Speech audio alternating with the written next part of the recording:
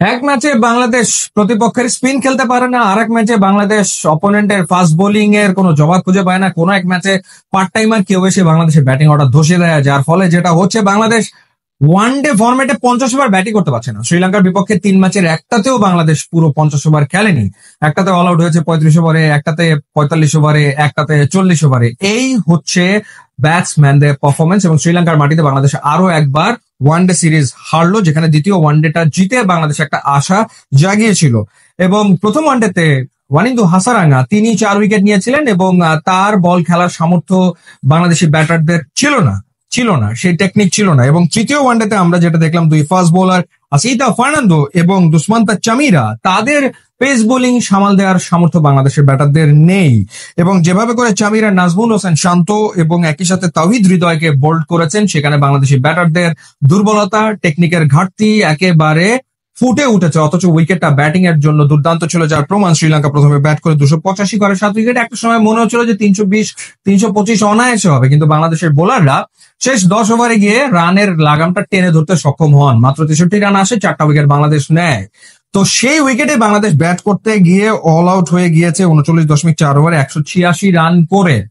এবং যেমনটা বলছিলাম যে মিডল অর্ডারে কেউই আসলে ইনিংসের হালটা ধরতে পারছেন না। নাজমুল শান্ত তিনি পরপর 3টা ম্যাচে ফেল করলেন, রান করতে পারেনি। মেহেদী হাসান মিরাজ তিনিও ফেল করেছেন, রান করতে পারেননি। শামীম হোসেন পাটোয়ারিকে যে আশা নিয়ে খেলানো হয়েছে সেটাও ফুলফিল হয়নি। এবং আমরা দেখলাম এই 3টা ওয়ানডেতে 2টা ম্যাচে 2 ওপেনার 2টো 50 করেছে। তাওহিদ হৃদয় 2টো 50 করলো, একমাত্র তিনিই রান করেছেন। আর জাকির আলী অনেক একটা 50 করেছে। অর্থাৎ শেষ দিকে গিয়ে সে একা একা আসলে কি বলবো যে পার্টনারের অভাবে নিজের মতো করে লড়াই করার চেষ্টা করেছেন। এবং টেইল এন্ডার ব্যাটাররা কেউ আসলে কোনো কিছু কন্ট্রিবিউটই করতে পারছে না, উইকেটে থাকতেও পারছে না। এবং সেই কারণে বাংলাদেশ পুরো 50 ওভার ব্যাট করতে পারছে না। এবং ওয়ানডেতে বাংলাদেশের যে করুণ অবস্থা সেটা ফুটে উঠছে বারবার। আফগানিস্তানের বিপক্ষে আমরা গত বছরের শেষ দিকে 2-1 ওয়ানডে সিরিজ হেরেছিলাম। ওয়েস্ট ইন্ডিজের মাটিতে আমরা 3-0 ওয়ানডে সিরিজ হেরেছি। এবার আমরা শ্রীলঙ্কার বিপক্ষে 2-1 ওয়ানডে সিরিজ হারলাম। মাঝখানে চ্যাম্পিয়ন্স ট্রফিতে আমরা ইন্ডিয়া এবং নিউজিল্যান্ডের কাছে ম্যাচ হেরেছি। তো সব মিলিয়ে আমরা মাত্র 2টো ম্যাচ জিততে পেরেছি, একটা সেই আফগানিস্তানের বিপক্ষে, আর একটা হচ্ছে এই শ্রীলঙ্কার বিপক্ষে। হেরেছি কতগুলো? আফগানদের বিপক্ষে 2টা, শ্রীলঙ্কার বিপক্ষে 2টা, ওয়েস্ট ইন্ডিজের বিপক্ষে 3টা, 3, 4, 5, 6, 7, আর চ্যাম্পিয়ন্স ট্রফিতে 2টা। 9 হারের বিপরীতে বাংলাদেশের মাত্র 2টা জয়। এবং এই হারগুলো কেন, আপনি যদি এই বিশ্লেষণে যান দেখবেন ব্যাটিং ব্যর্থতা, আর কিছু না। বাংলাদেশের ব্যাটসম্যানরা তারা ব্যাটিংটা ঠিক মতো করতে পারছে না, কোনো পার্টনারশিপ আসলে মিডল ওভার গুলোতে হচ্ছে না। মিডল ওভার গুলোতে পার্টনারশিপ হয় না, এবং মিডল ওভার গুলোতে দেখা যায় বাংলাদেশ রান তুলতে পারে না।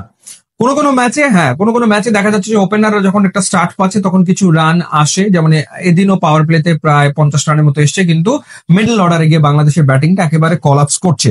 সো এই বাস্তবতা থেকে ঘুরে দাঁড়ানোর উপায় কি, কে জানে কিভাবে বাংলাদেশ ঘুরে দাঁড়াবে। সামনে বাংলাদেশের অনেকগুলো সিরিজ রয়েছে, খেলা রয়েছে।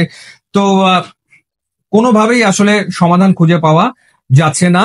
এবং এখন পর্যন্ত শ্রীলঙ্কার বিপক্ষে 10টা বাইল্যাটারাল সিরিজ খেলে বাংলাদেশ হেরেছে হেরেছে কটাতে? 6টাতে হেরেছে। এটা বাংলাদেশের 7ম সিরিজ হার।